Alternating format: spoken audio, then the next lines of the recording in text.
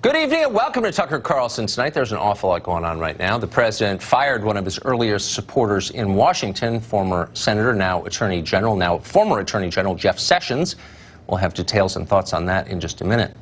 But first, the big story, the smoke is clearing tonight for the most expensive midterm elections in American history. The outlines are just becoming visible. The results, it turns out, are confusing. It wasn't exactly a draw, but both sides can claim victory, and of course they are. In the House, Republicans did slightly worse than average in a midterm election. In the Senate, they did a little better. Some of the races played out as referendums on the president's first 2 years in office. Other races had nothing at all to do with Trump. In some races, hard-edged ideologues won. In others, doughy moderates did. It was basically a patchwork. There are no obvious takeaways from what happened last night.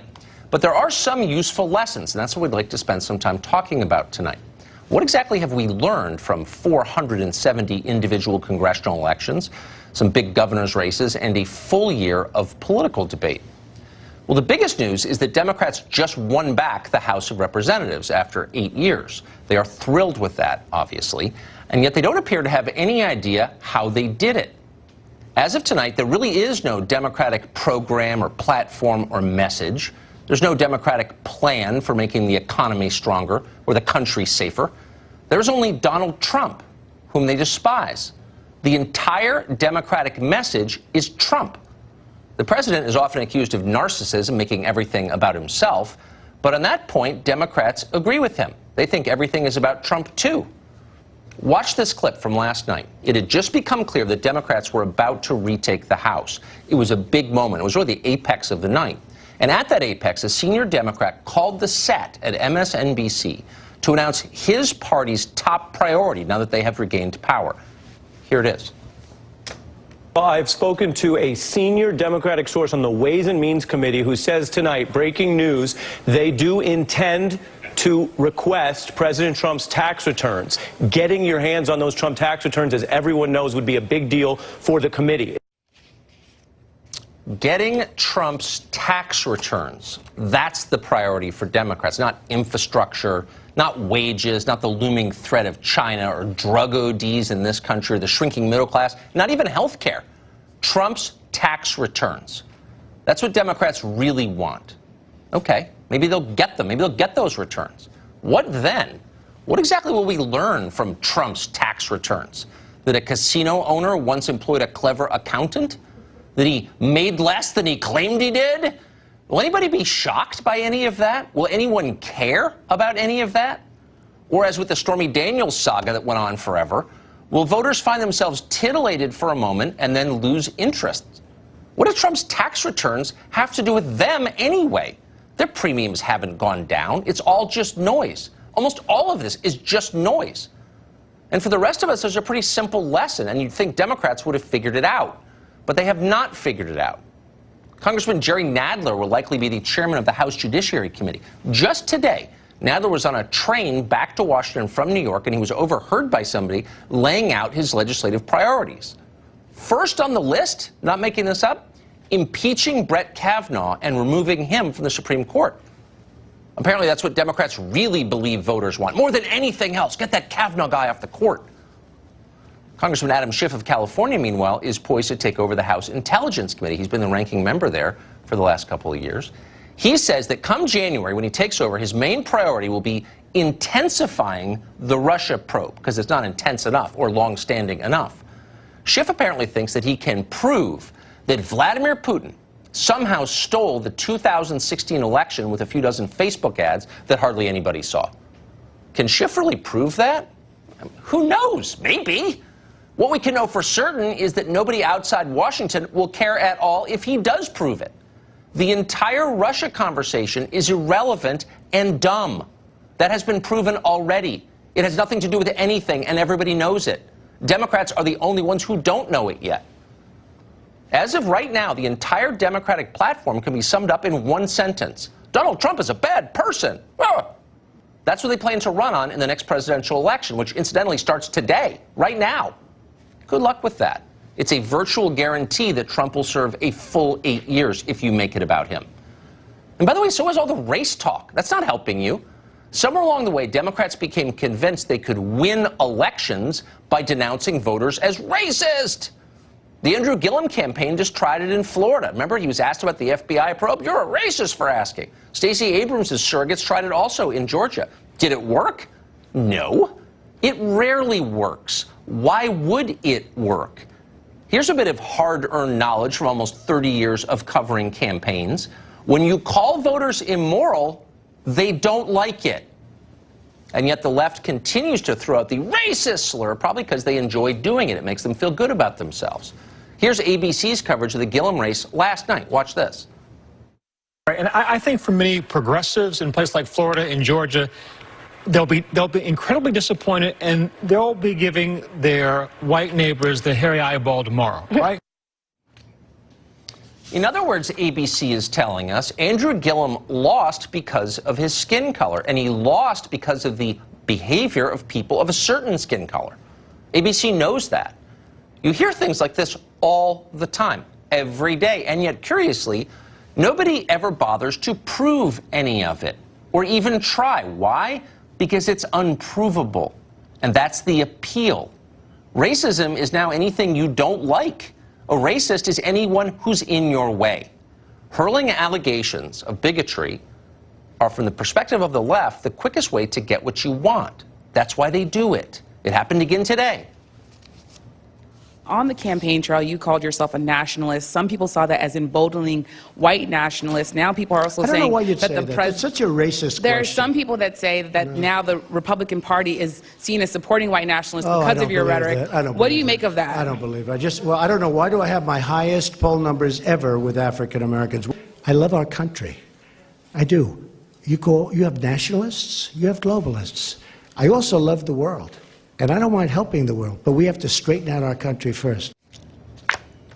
Now, that happened at the president's briefing, so you may not even have seen it because you're living a real life and not glued to the internet.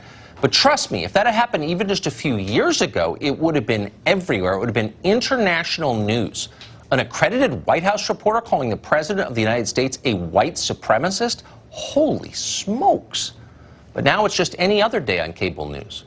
Nobody really believes that the reporter means it. It's posturing, and therefore it is boring. The claim, racist, is losing its power from overuse. Diminishing returns have been reached. If you've got a problem with nationalism, it might be better just to argue against nationalism. That way we might all learn something. In the meantime, Republicans should understand that Democrats call them bigots not because they believe they are bigots, or even because they care if they are bigots. Al Sharpton and Louis Farrakhan are still allowed in the Democratic Party, after all. Democrats obviously aren't too concerned about bigotry, or they'd kick those guys out first step. Democrats say it, they make the charge because they hope it will bring them power, and power is what they want. It's all they want. Republicans lost an entire chamber of Congress last night. Nobody rioted this morning. Nobody blocked intersections or looted liquor stores. You didn't see Republican consultants on television this morning questioning the results or attacking the House of Representatives as illegitimate as an institution. It didn't occur to Republicans to do that. It was just an election. You lose sometimes. That's how Republicans think. That is not how Democrats think. They mean it. They lost a few seats in the Senate last night. Already they're denouncing the Senate itself as somehow undemocratic. The talking points have gone around. They're all reading them. Watch Joy Behar today try to read them. Ultimately, she misread the talking points, but she gave it her best shot on The View. Watch this. So Democrats won the popular vote last night by 8 million votes, right? They lose, but they lose U.S. Senate races in red areas. Because of gerrymandering, well, that's not that's the Constitution. I mean, you can't, the districts are gerrymandered, but the states are part of the Constitution. Well, you can't gerrymander a Senate election, of course, because it's statewide. Joy Behar probably doesn't know that. She probably doesn't know really what the Senate is. But she knows power, and like a lot of the Democrats you see on television, she will say whatever it takes to get power. Republicans should understand that. But it's not just Democrats who should have learned something last night. There were major lessons for Republicans, too, ones they should pay attention to. Here's one. Voters care about campaign promises. If you don't fulfill your campaign promises, It turns out they notice, they remember, and they don't care for it. In 2016, Republicans in Congress promised to, I don't know, build a wall, get rid of Obamacare, defund Planned Parenthood. They got elected on those promises. They didn't do any of them once they got elected. Maybe that's one reason they lost the House last night. Here's another lesson. Immigration matters, not just on the level of individuals and families and caravans, the things that we debate every night, but on the level of entire populations. Immigration changes who lives in a country and who votes. Ultimately, that's why it matters. You never know that from listening to the coverage of immigration stories. You would think the question of who comes into your country and under what circumstances was entirely a moral issue, really a question of personal decency. Good people are for open borders, bad people are against them. It's always the message, including today. As you know, Mr. President, the caravan was not an invasion. It's a group of migrants moving up from Central America towards the border with the U.S. Thank you for telling me that. I appreciate it. Why did you characterize it as such? Because I consider it an invasion. You and I have a difference of opinion. But do you think that you demonized immigrants in this election to try to keep? I want them to come into the country, but they have to come in legally. You know, they have to come in, Jim, through a process. Ask one other question. Are you worried? That's enough. That's enough. Mr. President, I was going to ask one of the other folks. That's enough. Pardon me, ma'am. Mr. Excuse me. President, that's enough. Mr. President, I had one other Peter, question, if I may ask, on the Russia investigation. Are you concerned that you may have? I'm not concerned about anything with the Russian indictments investigation because it's a hoax. That's enough. Put down the mic. Mr. President, are you worried about indictments coming down in this investigation? Mr. President. I'll tell you what, CNN should be ashamed of itself having you working for them. You are a rude, terrible person. You shouldn't be working for CNN. You hate to see this become a news story. Acosta is such a buffoon, but he's such a buffoon that the White House apparently felt it had no choice but to respond. The press secretary, Sarah Huckabee Sanders, put out this statement, quote, President Trump believes in a free press and expects and welcomes tough questions of him and his administration. We will, however, never tolerate a reporter placing his hands on a young woman just trying to do her job as a White House intern, as apparently that woman was.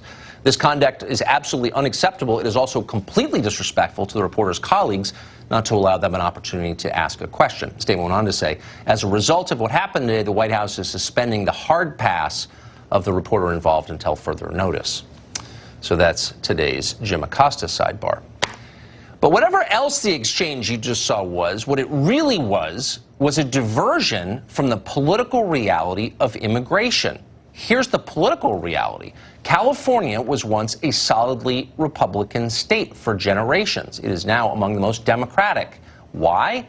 Immigration. Different people live there. Not surprisingly, they vote very differently. Something very similar is happening right now in Nevada, Arizona, Texas, Virginia, North Carolina, and many other states. And that was reflected in last night's vote totals. Check the numbers. Democrats obviously know this. That's why they oppose borders, because it helps them win elections. Republicans, by profound contrast, have been very slow to pick up on this. They're very literal. They still think immigration policy is about virtue. Republicans also seem to think that their economic message is working. They're very proud of the tax bill they passed in Congress, the Congress that they will control not much longer. Paul Ryan's always talking about his tax bill. And by the way, there is nothing wrong with tax cuts. But Republican strategists seem to forget that a huge percentage of Americans don't pay federal taxes. By definition, they don't care very much about tax cuts, cuts to taxes they don't pay. For them and for many others, the economy is not measured in stock prices and GDP numbers. Their concerns are tangible concerns. What does gas cost? Can I afford to live in a safe neighborhood? Will I go bankrupt if I get sick? These are real questions for tens of millions of people. The party that effectively addresses these questions generally wins elections. Republicans, for whatever reason, tend to ignore these questions, and that's a big reason they just lost the House. But there's a larger question that we ought to meditate on. The Republican Party is a conservative party. Republicans are supposed to care about families, not just a little bit, but above all. And yet, increasingly, the American family is vanishing. Young people can't afford to get married or to have children. Take a look at the numbers sometime. They're publicly available. They are shocking. And they foretell an ominous future for all of us. A country without strong families is a weak country. It is a volatile place, a chaotic place. It's a place susceptible to political demagoguery. It's what America is becoming. If you want to stop that slide, support families. It's that simple. Put another way, if your supposedly conservative economic program doesn't make it easier for young people to get and stay married and have kids, how is it really conservative? If couples are too poor to have children and you're not helping, why should I, as a conservative, vote for you? I should not vote for you. I will not vote for you. I will work against you. That is my pledge. Supporting marriage and children is the best, maybe the only way for Republicans or any of us to save the country. It will also win them elections. They should start right away. We'll be discussing the effect of yesterday's midterms throughout the hour tonight. Up next, we'll ask a Democrat what the party's message is coming out of the midterms and what, if anything, Democrats stand for. Dana Perino also joins us, as well as who the Democrats will choose for House Speaker. That's on the lineup for tonight. We'll, of course, also weigh in on the president's firing of the Attorney General. All ahead. Stay tuned. After 8 years, Democrats once again control the House of Representatives. That'll be official in January, but only by a pretty slim margin. Now a new battle begins, and that's the battle over the Democratic Party's message. What do they stand for? Is it open borders and socialism? Wages in the middle class? Who knows what it is, or will it just remain Trump is evil, Republicans are racist? Is that enough? Brian Dean Wright is a Democrat, former CIA officer who joins us today. It's a sincere question. In my view, there are two. There's the identity politics wing of the party and the economic populism wing of the party. I know who I'm rooting for. Who do you think is going to win? What is the message? Who's going to win? That's the big question. What we saw yesterday was a divide between the Heartland Democrats and the Coastal Democrats. So the Heartland Democrats, a lot of those folks from Michigan and Pennsylvania, even places like Kansas and Oklahoma, yes, who are saying, let's focus on the basics, right? Good wages, decent jobs, affordable health care. That's the message that I think most Americans want to hear.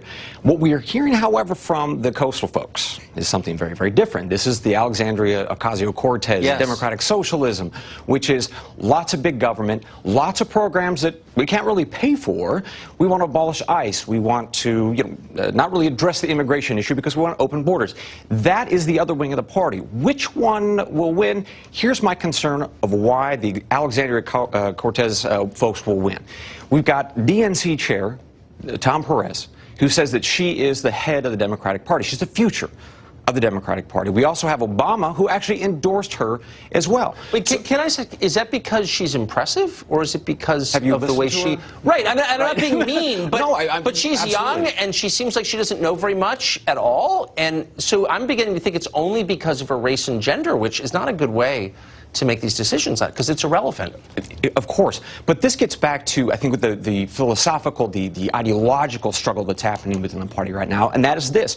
Are we going to be a party that tells people you have to vote for Democrats because you're a woman, because you're gay, because the color of your skin is dark? That is one wing of the party. In fact, you hear it from people now in Texas criticizing white people who didn't vote for Beto. But saying thank you to folks who are of color. I'm just confused because here Beto O'Rourke is this white guy with a fake Hispanic name running against an actual Hispanic guy named Ted.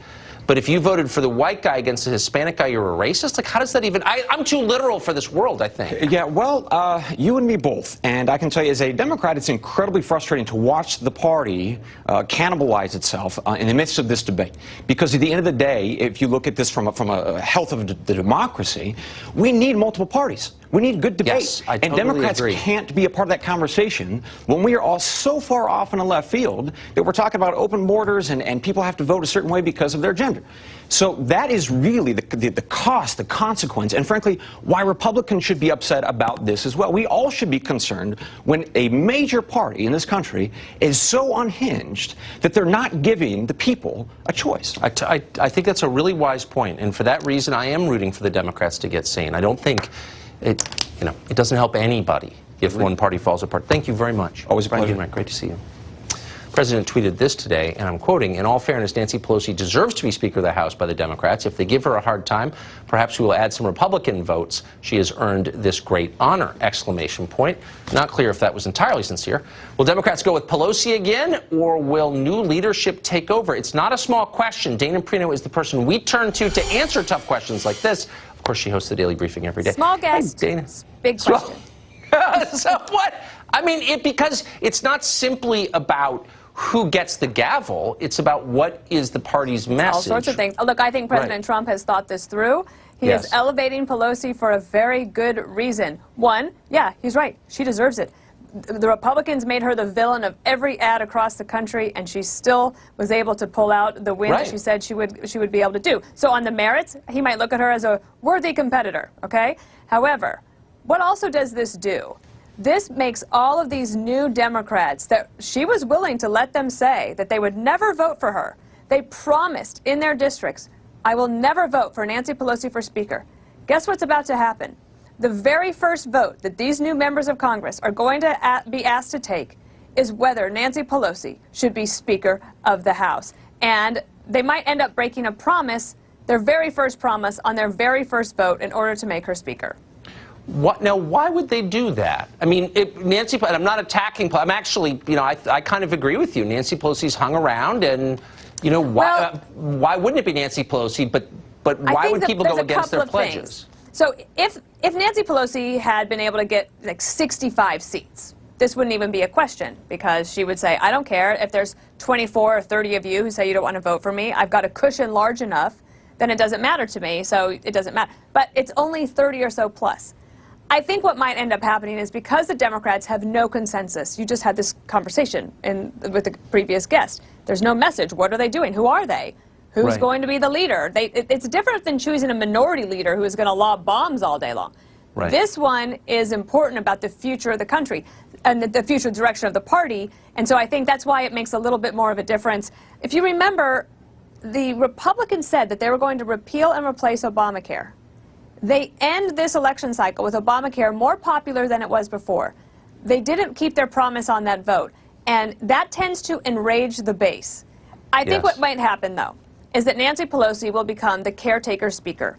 She will be there for a while with a promise that she's going to work on a transition to somebody else, maybe the next generation, something like that. But they will probably end up having to cast their first vote for her. And I honestly can't wait for that. I mean, there's always, there's always an upside, and you were always the person who points it out. Look, and the good news is. The good news is, exactly. Dana Perino, great to see you. Thank you. Bye-bye. The President fired his Attorney General today, Jeff Sessions. We will bring you details on what exactly happened and why and what it means after the break. Well, there are always aftershocks immediately after campaigns. The first one of the 2018 midterms arrived pretty quickly this afternoon. The president fired his Attorney General, Jeff Sessions.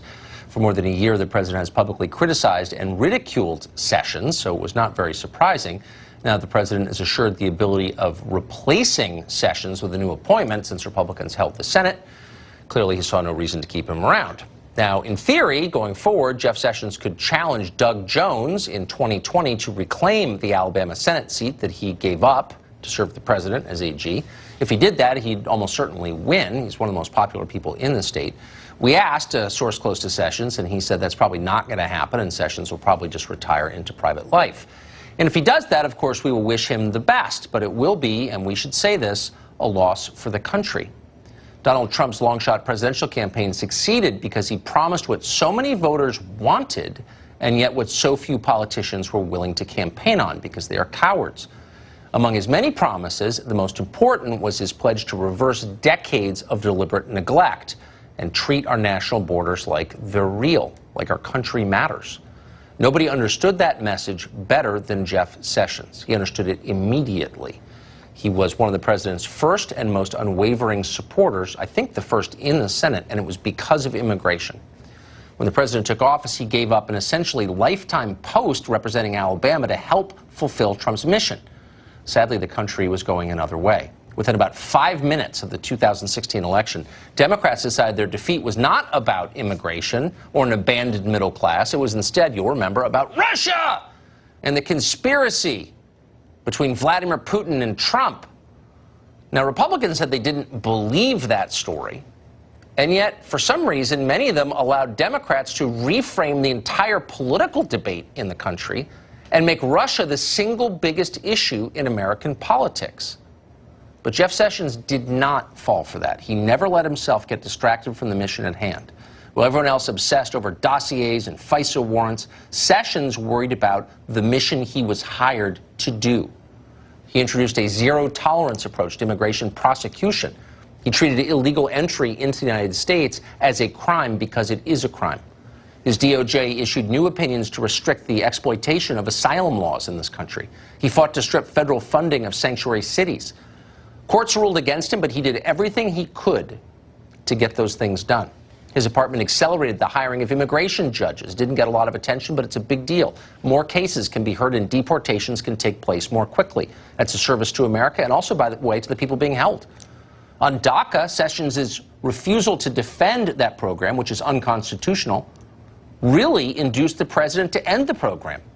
Sessions wasn't just effective in immigration, though. He rolled back the Obama administration's soft-on-crime policies across the board. He pursued tougher penalties for drug dealers. That earned the condemnation not just of liberals, but of wealthy libertarians who decided the war on drugs was a total disaster. This at a time when more people were dying every year of drug ODs than died during all of Vietnam. But the decadent decided, oh, it's immoral to prosecute drug dealing. Okay. The population knew differently because their relatives were dying. Of course, Sessions also ended the Obama administration's harassment of local law enforcement that had helped drive a surge in violent crime in major cities. If you live in one, you know what we're talking about. Sessions did all of this even as the president who appointed him attacked him in public. Those attacks started more than a year ago. After one of the president's public rebukes, we traveled with Sessions just by chance to El Salvador, where he was pushing a fight against MS-13. Sessions made it clear he was in the cabinet to get results and would serve as long as the president would have him. He has said again and again in many different forums throughout this barrage that you should have acted differently. You should have not recused yourself from oversight of the Russia investigation. Do you agree with that? Well, you know, I understand his feelings about it because this has been a big distraction for him. But Tucker, I talked to experts in the Department of Justice, people who are trained in that. I'm confident I made the right decision. You said the criticism was hurtful, and the president has made it really clear that he doesn't seem to want you to run the Department of Justice. Will you continue to run it? Well, he can make that clear at any time. I serve at the pleasure of the president. Yes. If he wants to make a change, he can certainly do so, and I would be glad to yield in that circumstance, no doubt about it. Sessions wasn't perfect, obviously. He never seemed like an especially good administrator of a large agency. He sometimes got rolled by his staff. The Russia investigations have shown that FBI and DOJ are deeply politicized, and Sessions never seemed to fully get a handle on the permanent bureaucracy beneath them. But if you take 3 steps back, here's what you see. In an administration beset with constant leaks and infighting and people looking out for themselves and only themselves, Sessions was maybe one of the very few people who never forgot why he was there, to make America a better country. We can only hope that his replacement will do the same. Well, several pretty extreme Democrats got beaten at the polls last night, but some of them won and are set to be fixtures on the national political scene and the other cable channels for years to come. Tonight we launch our investigation into this and begin tracking these people. Lisa Booth is an independent Women's Voice senior fellow. She's here with details. Hey, Lisa. Hi, Tucker. How are you? I'm great. So many, 470 different races, House and Senate, and it's hard to keep track of a lot of them. So tell us what we should be paying attention to. Well, so one of those voices that we're going to be hearing a lot from next Congress is Alexandria Ocasio-Cortez. She won her Newark 14th congressional district in a landslide, but I think she's going to be a little bit disappointed when she gets to Capitol Hill. Take a listen to this to find out why. I would love to get inaugurated January 3rd, January 4th. We're signing health care, we're signing this, we're decarcerating our society. Well, Tucker, as you know, members of Congress don't sign bills into law. They write them. Also, she was not inaugurated last night. She was elected tonight because that's what happens to members of Congress. I think she's also going to be a little bit disappointed when she finds out that all these free things she wants, we cannot afford, like free health care and college tuition. And Tucker, as you know, Maxine Waters also won her California congressional district in a landslide, and she has one thing on her mind. Take a listen to this. They say, Maxine, please don't say impeachment anymore. And when they say that, I say impeachment, impeachment, impeachment, impeachment, impeachment. So she is going to be the incoming House Financial Services chairman. And clearly she's got impeachment on her mind, so this is what President Trump is up against next Congress.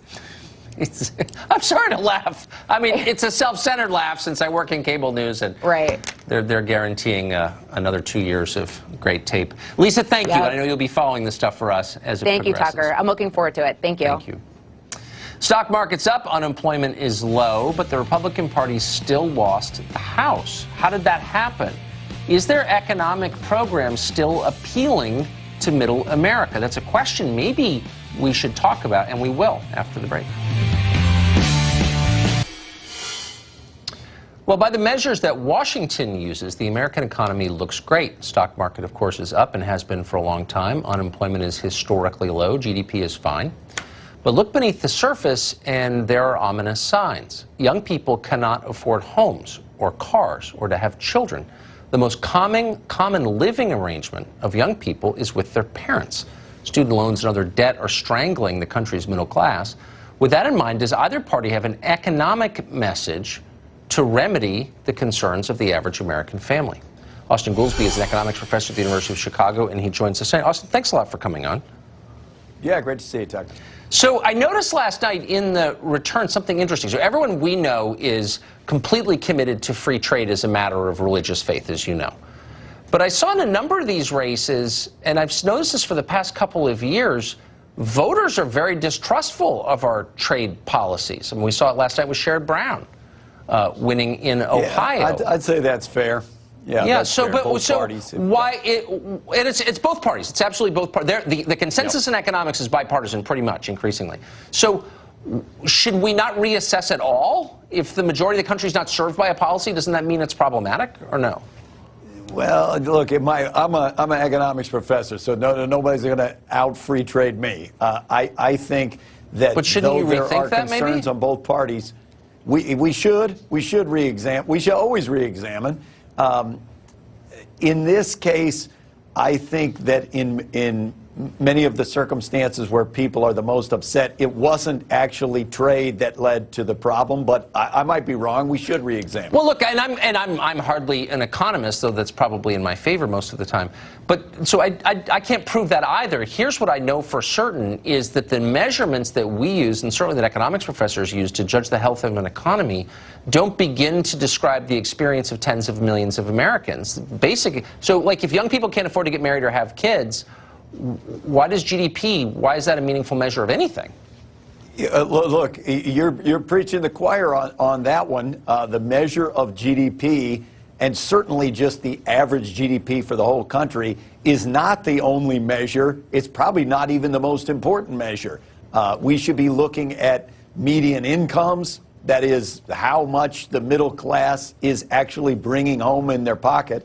Right. And most of those measures of wages and income have not grown as fast as these broader measures of how corporations are doing and stuff like that. Do you think there's any more important measure of a country's long-term prospects than how many young people get married and have kids? What would be a more important measure than that? I agree with you that is an important one, though there are a lot of things going on. That's been a trend for a long time, that people are getting married later and starting families later. But if you look at the surveys on it, people consistently say the main driver, and it's complex as all human behavior is, but the main driver is economic. We can't afford it. And so what's more ominous than the only thing I'd highlight, the only thing I would highlight, I'm not meaning to minimize that. It is important. It is also important in modern societies that people get as much education and skill as they can, because that's going to raise their wages. And when people go to school for longer, that tends to put off when they're getting married, when they're starting their families. So which do you think is more, just as a philosophical question, which is more important for a society? Being successful at an investment bank or having children? Well, I would definitely vote for the kids over the investment bank. But at the same time, we want people to get education and raise their skill level. That will allow them to provide for their families. That will allow the economy to grow. And that will allow it to be spread more than just in a very concentrated way. But the opposite has happened. Is that? But I know you're a professional academic, so maybe you don't want to admit it. But literally the opposite has happened as universal college has become a reality, and it basically is a reality now.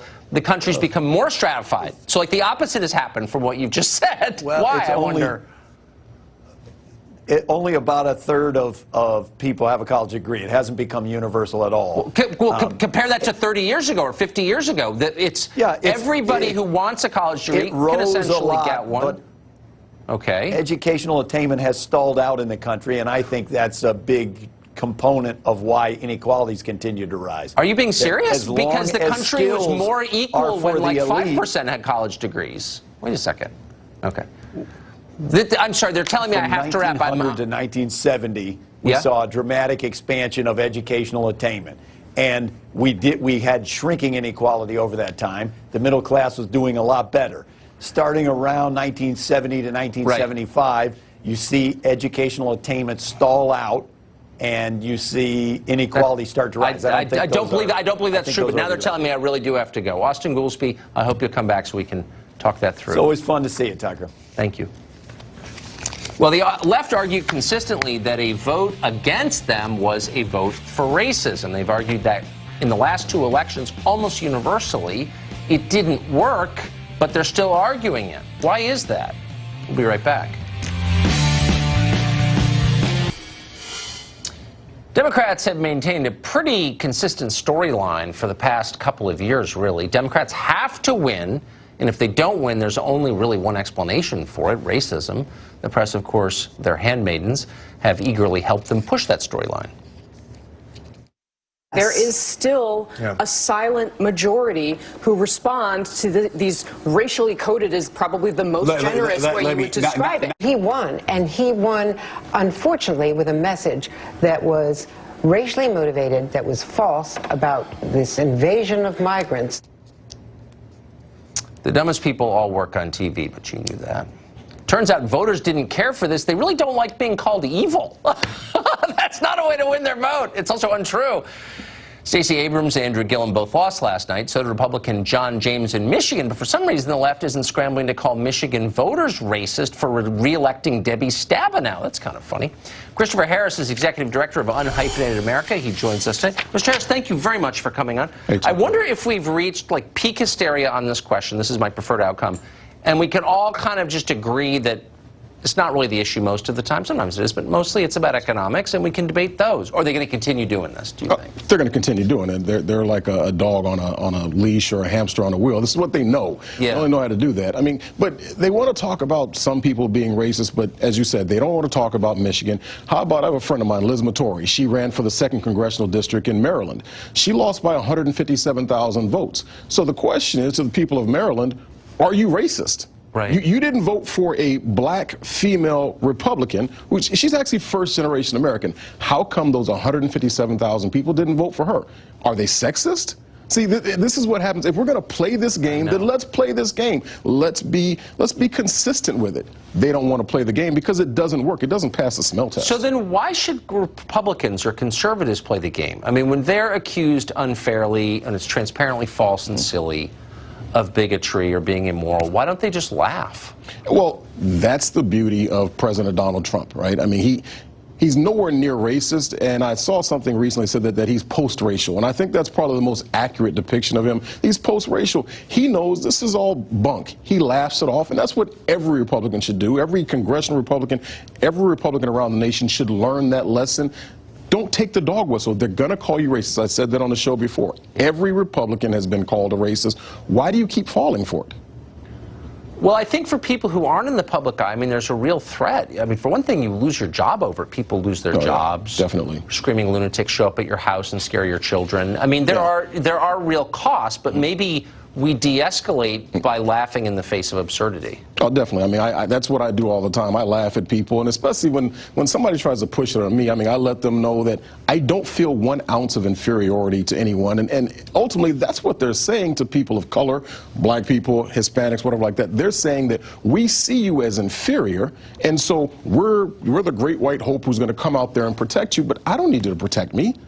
I can protect myself. I don't need I don't need any special privileges. I have the Constitution. How about we just stand up to the Constitution? That's all we're really asking for. That would just, doesn't that, I mean, this is a long conversation, but doesn't it drive you crazy? It absolutely. And my wife has to hear me kind of rant about things on occasion. God bless her for putting up with me on that. But yeah, it drives me crazy. It would drive me crazy too. Christopher Harris, thank you. As always, great to see you. Thank you. Much ahead in our coverage of the midterm results. We'll be right back.